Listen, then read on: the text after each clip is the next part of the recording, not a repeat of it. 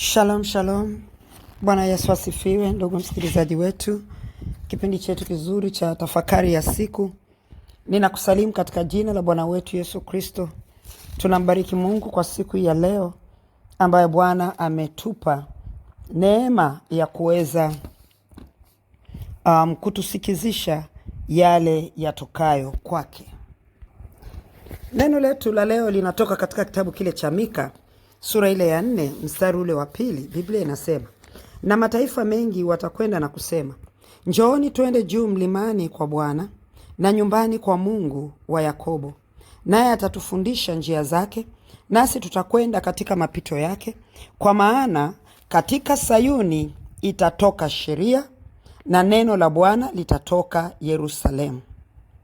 Katika Sayuni itatoka sheria, na neno la Bwana litatoka Yerusalemu. Haya ni maeneo mawili tofauti, na katika kipengele ambacho ninachotaka kukizungumzia ni hii ya Sayuni na Yerusalemu. Sayuni kutoa sheria na Yerusalemu kutoa neno. Kwanza kabisa tuangalie maana ya Sayuni ni nini kiroho. Maana ya Sayuni kiroho ni uwepo wa Mungu ndani ya mtu. Uwepo wa Mungu ndani ya mtu. Hiyo ndiyo Sayuni ya kiroho.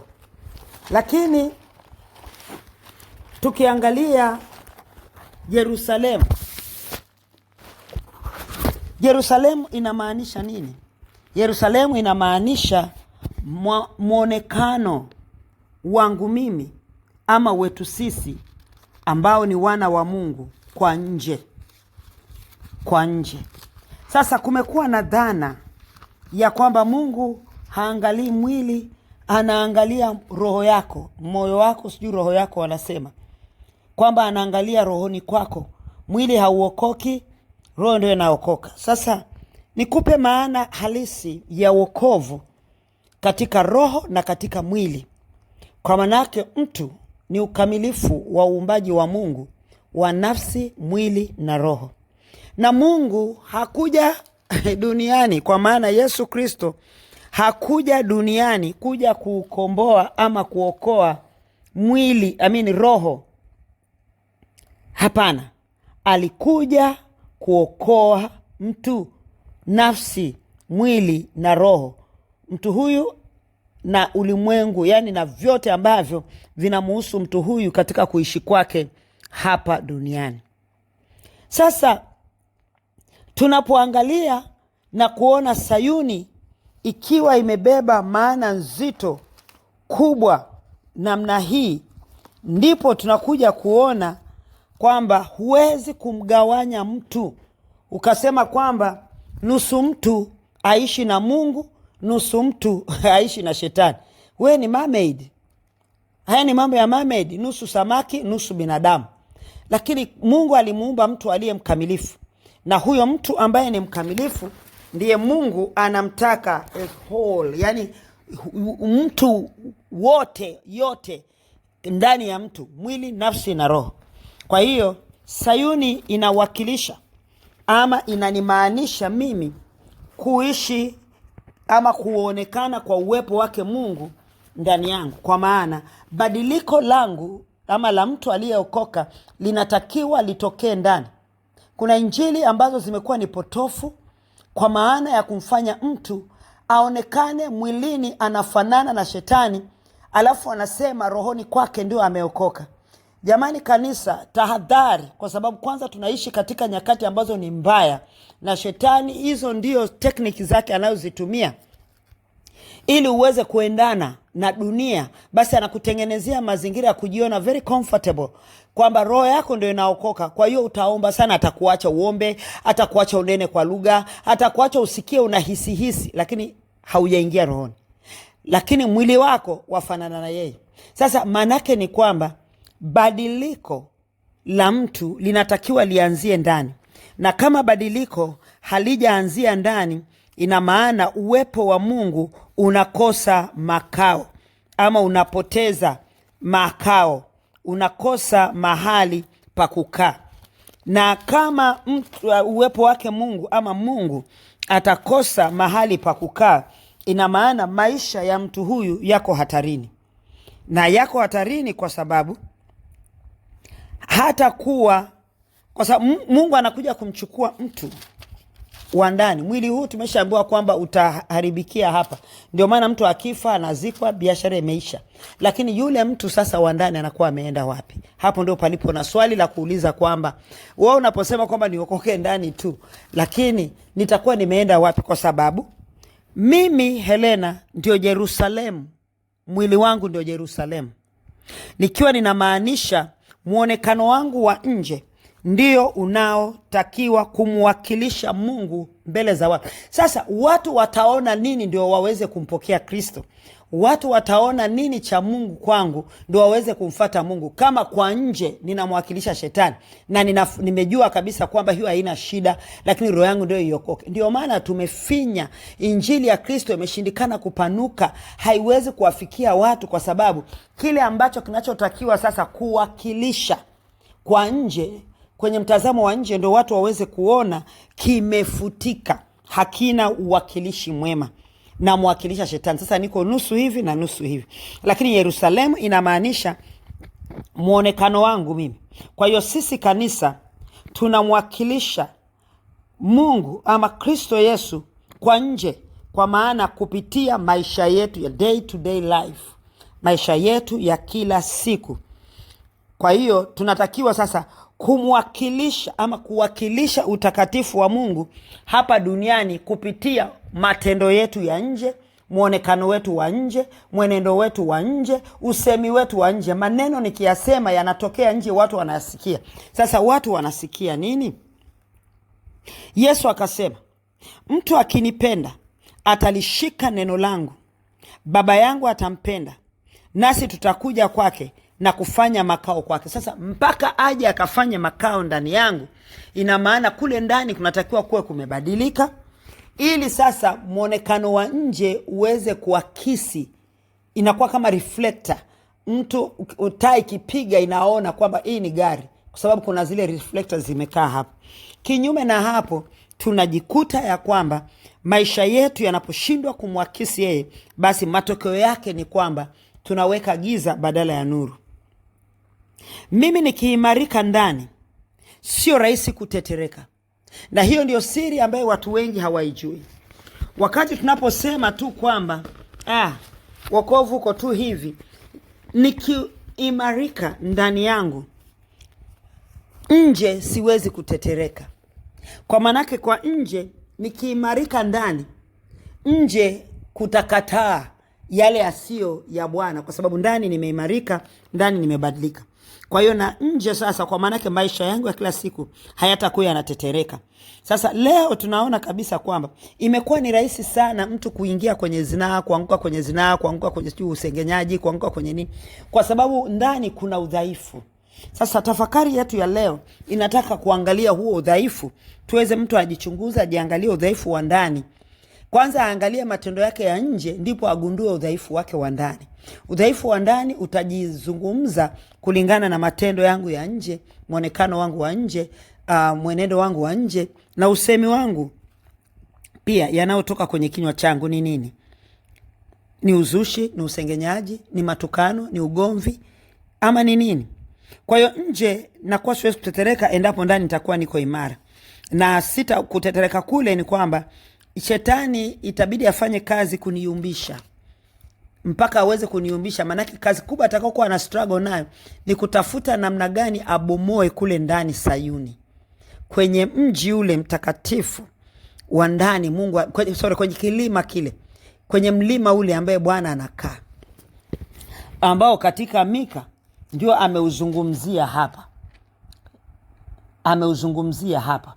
Anasema hivi, hiyo sura ya 4 mstari wa kwanza, lakini itakuwa katika siku za mwisho ya kwamba mlima wa nyumba ya Bwana utawekwa imara juu ya milima. Mlima wa nyumba ya Bwana ni ndani yako, moyo wako, kwenye utu wa ndani. Huo ni mlima wa Bwana kwenye nyumba. Mlima mahali ndio makao ya Bwana, kwenye nyumba ya Bwana. Sasa asema nao utainuliwa juu ya vilima, na watu wa mataifa watauendea makundi makundi. Watu watakufuata. ili waje wakatafute kujua kuna nini kwako. Mfalme Suleiman alifuatwa mpaka na kina Malkia wa Sheba kutaka kwenda kujua kuna nini juu ya mtu huyu tunayesikia habari zake. Sasa ili basi watu waweze kujua kwamba Mungu anaonekana kwako, lazima ndani kile kilima, ule mlima wa ndani kwenye nyumba hiyo ambaye ni wewe, lazima kiwe kimekaa imara. Anasema Bwana utawekwa imara juu ya mlima, kwamba lazima kuimarishwe. Sasa imarisha maisha yako ya ndani, imarisha tabia zako za ndani, ili muonekano wa nje uweze kuonekana mzuri. Anasema na mataifa mengi watakwenda na kusema, njoni twende juu mlimani kwa Bwana. Watu watakufuata, watahitaji kusikia kutoka kwako, maana yanayotoka kwenye kinywa chako yatoka kwenye moyo uliobadilika, na watu watakuja.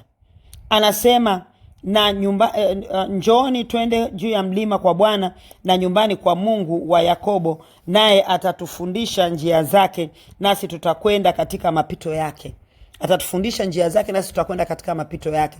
Sasa badiliko la ndani ndio smaku ya kumvuta mtu kwa Yesu, sio maneno ya kinywa chetu. Sasa haya ni mambo ya msingi sana tunatakiwa tuyafahamu, ili niweze kuchunguza maisha yangu na kuweza kuona ni wapi mimi nipo leo. Maisha yangu yamesimamishwa na nini? Platform, msingi wa maisha yangu ya nje ni nini? Ili kama msingi wa maisha yangu ya nje hauna uimara, basi kuna regarega. Siku moja nikaonyeshwa maono, nyumba nzuri ya simenti imejengwa na watu wako ndani wanaabudu, wanaimba. Ninawafahamu hao watu, wanaimba na nini. Mimi nimesimama kule nje naangalia, lakini nikaambiwa angalia kule chini. Nikaona ile nyumba imesimama juu ya hewa. Hewa kwa maana yake ni kwamba pale chini kulikuwa na bonde ambalo lilikuwa ni kama mto vile, lakini maji yaonekani ni shimo, lakini refu. Sasa nyumba iko pale juu juu, alafu kuna giza. Halafu sasa kitu chengine cha ajabu ni kwamba msingi wa nyumba huwa hauonekani. Sasa mimi nilipewa nikauona ule msingi, na ule msingi niliona ulikuwa msingi wake ni mabanzi, lakini nyumba juu imejengwa na matofali. Sasa hii ndio huu mfano ya kwamba ndani ya mtu kumeoza, lakini nje ya mtu tuna kelele nyingi za kumdhihirisha na kumthibitisha Kristo asiyeweza kuthibitika na hayo tunayoyasema. Maana anathibitishwa na yale tunayoyafanya, kwamba ndani yangu kukoje. Ndio Yesu akawaambia wale Wayahudi, jamani, kimtokacho mtu ndio najisi, maana hicho chatoka ndani. Sasa tafakari yetu ya leo na itupe kuangalia hayo. Hiyo ni Sayuni ndani, ili niweze kuimarika. Hata shetani afanye kazi ya kutaka kuniangusha, akishe amefanya kazi kubwa sana ya kuua, kuharibu kule ndani yangu. Lakini kama ndani msingi wako ni mabanzi, ndugu yangu, hiyo nyumba itabomoka. Maana ghafla mimi niliona ile nyumba inavyo kreki na kubomoka ikaanguka, lakini ndani kulikuwepo na watumishi wa Mungu wengi. Ndani kulikuwa neema Mungu itoshe, ilibomoka ikaanguka. Msingi wako ni nini? Msingi wetu tuliokoka ni nini? Msingi wako mtumishi wa Mungu ni nini? Ni mabanzi ama ni kitu gani? Sayuni yako imejengwa na nini? Profound system ya neno la Mungu ndio inatakiwa kujenga Sayuni yetu, kwa sababu Sayuni ndiko kunakotoka sheria, na sheria ya Mungu haiwezi kutunzwa kwenye mwili. Sheria ya Mungu inatunzwa ndani, na ndani yangu ndio Sayuni. Anasema kwa maana katika Sayuni itatoka sheria. Sasa sheria ya Mungu ikikaa ndani yangu ndio nitaweza kuipeleka kwa watu. Kwa hiyo watu watakapokuwa wanabadilika, wanamjua Mungu, watamjua Mungu kwa sababu sheria ya Mungu iko ndani, imeandikwa kwenye kibao cha moyo wangu. Hapo ndio Sayuni kwangu. Lakini kama ndani kumeandikwa matukano, ndani kumeandikwa masengenyo, jamani, huu ndio ukweli. Mimi nimeiona hii katika uhalisia wa maono Bwana aliniletea, na niliumia kwa sababu nilijikuta mimi kwanza nilikuwa nje, nikaingia ndani ya hiyo nyumba. Sasa nikasema sasa hapa mbona watu wako bizi? Sasa mimi nimeiona nyumba kwa nje, na waambia watu, sasa kile ninayemgusa naambia jamani, msirukeruke sana hivyo, amjui kama msingi huu ni mabanzi, hii nyumba itaanguka. Najaribu kutoa tahadhari jamani, napiga kelele, hata leo natoa tahadhari. Angalia jamani, msingi kama msingi wako ni wa mabanzi, nyumba hiyo itaanguka, wokovu utaanguka, maisha yako yataanguka. Nilikuwa nawaambia, namgusa huyu, ninayemfahamu na mgusa ule, wao wanisikii wanaimba tu baba, baba, baba, pokea sifa. Ghafla nilianza kuona kreki zinakaka naziona, wao hawaoni, wanaimba pambio. Kama jinsi ambavyo leo kuna mtu ambaye bado anahubiri habari za matamanio ya ulimwengu wakati msingi wa dunia umeshatikiswa. Tuna sio chini ya, tuna kama miaka 5 tu ambaye ndio tutaishi haya maisha tunaoishi. Nilianza kusema mimi na wanafunzi mwaka 2023, nikawaambia jamani, 2022 mlioiona hamtaiona tena. Tulipofika 2024 nikawaambia 2023 mlivyoisha hamtaiona tena. Tumefika 2025 mwaka jana, nikawaambia 2024 mlivyoisha hamtaiona tena.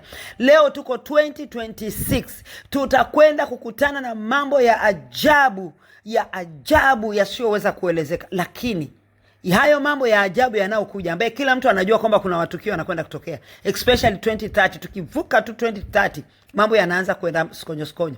Ulimwengu huu tunaouona hatutauona tena. Tutauona ulimwengu ulio na nini nyingine, msingi mwingine. Sasa wewe ndugu yangu uliyeokoka, kama msingi wako, Sayuni yako imejengwa na mabanzi, sheria ya Mungu haikai hapo, haiwezi kusimama, jengo linabomoka. Ndio maana leo kila siku tunaanguka, tunainuka, tunasema alikuwa ni shetani. Ni aibu kwa kanisa kusema kwamba jamani alikuwa ni shetani. Tunamfanya Mungu aonekane hana nguvu, tunafanya wokovu uonekane kwamba hauna uweza. Lakini jamani, injili ni uweza uletao wokovu, na wokovu Bwana aliuleta. Kumbuka kilichosababisha wokovu ni nini? Ni Mungu mwenyewe akatoa nafsi yake kwa ajili ya sisi tuokolewe. Sayuni ndipo panapokaa sheria. Lakini Yerusalemu ndiko kunakokaa neno. Neno ambalo watu ndio wanatakiwa walisikie. Neno ambalo watu wanatakiwa wajifunze kutoka kwenye hilo ni maisha yetu. Na maisha yetu ndio yanaonekana kwa nje. Sasa je, maisha yako yanaonekana? Maisha yangu yanaonekana? Yanaonekanaje? Maisha yanaonekanaje? Maisha ya kila siku, huo ndio mji wa maisha, ni muonekano wa nje. Mwili ni mahali pa kutendea kazi neno. Ni mahali pa kutendea kazi nini? Neno. Biblia inasema nini katika Mathayo 7:20? Ndiposa kwa matunda yao mtawatambua. Hatuwezi kuwa nje wazuri na ndani kumeoza. Twataka Bwana atuinue, atuondoe mahali ambapo tuliko. Mimi nilipoiona nyumba ile inaanza kukreki na watu hawanisikilizi na mlango umefungwa, nilisogea karibu na mlango, nikasema Bwana Yesu, natokaje hapa? Niliona mlango ule umefunguka, nilibebwa na malaika, nikarushwa maana mwenyewe nilikuwa siwezi, mguu wangu kiasi cha kuruka nilikuwa ningetumbukia kwenye lile shimo. Upana wa kuruka kwangu nisingeweza kufika pale, lakini malaika alitumwa kaja kanitoa pale ndani, nikarushwa nikaangukia kule mbali. Kulikuwa na majani ya kijani kibichi, nikakaa pale. Niliona kwa macho yangu nyumba ile ikianguka. Nataka kusema na wewe ndugu yangu uliyempokea Kristo kama Bwana Mwokozi wa maisha yako, tuangalia usiwe mmoja wa kuangamia. Kanisa la Kristo watu wanaangamia, na ni watu wengi tuliookoka, watu wanakwenda kurudi nyuma. Hasa kipindi hiki watu wanakwenda kumwacha Kristo Yesu. Watu wanaenda kuona kwamba sheria ya Mungu imebana sana. Imebana kwa sababu Sayuni ilikosa chakula na sheria ya Mungu ikawa haikuandikwa kule. Kwa hiyo sasa mwili unashindwa kubeba chochote kinachomhusu Mungu, kwa sababu huku nje sasa wa ulimwengu wameshafika kwenye hatua zao za kusimamisha makusudi yao. Je, wewe na mimi tumesifika wapi kusimamisha makusudi yake Kristo Yesu? Mungu atuangalie, atusaidie. Hebu tumia nafasi yako nzuri ya kutafakari leo, kuiangalia maisha yako, ili katika muda huu mchache ambaye tumebaki nao kuishi duniani tuweze kuishi katika ushindi. Hatutaishi kwa hasara, maana alisema katika Zaburi 35 mstari wa 8 mpaka 10, na akasema neno moja hili ya kwamba njia ile ni nyembamba, lakini wale watakaoipita hapo, japo wataonekana ni wajinga, ila hawatapotea.